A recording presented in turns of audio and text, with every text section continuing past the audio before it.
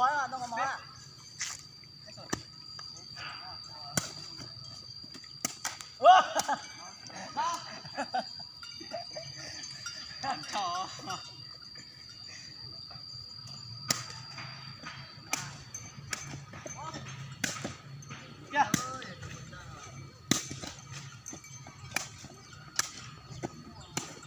Vô lâu la đi sợ đó đi sợ không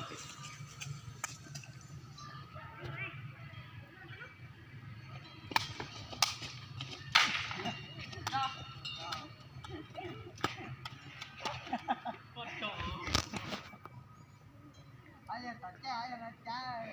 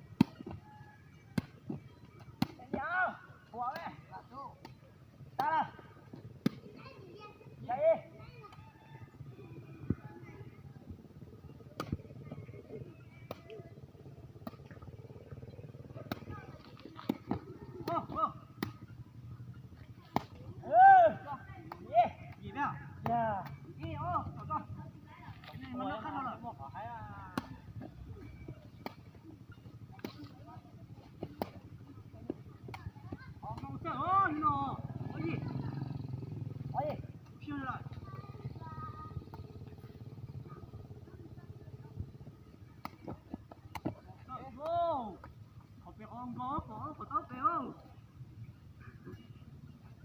Cái gì? Vô.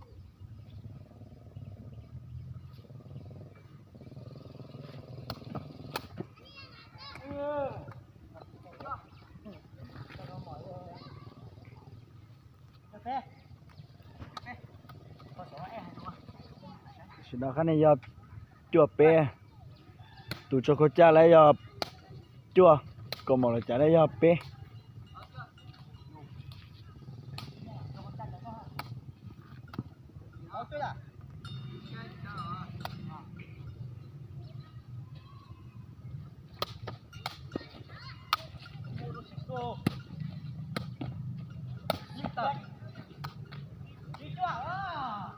khán giả chỉ chùa nè.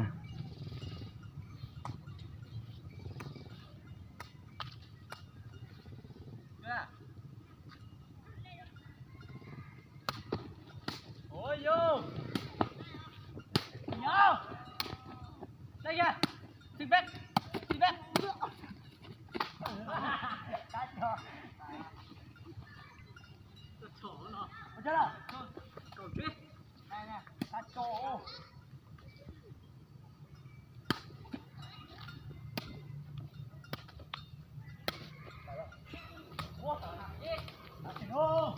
Xin nó cô cha lấy ý rồi nè.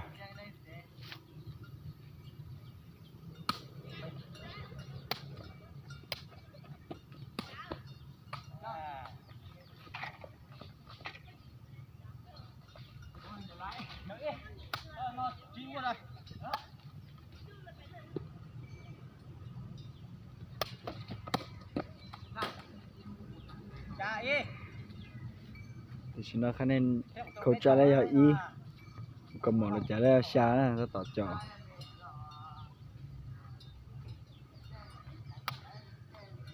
trái à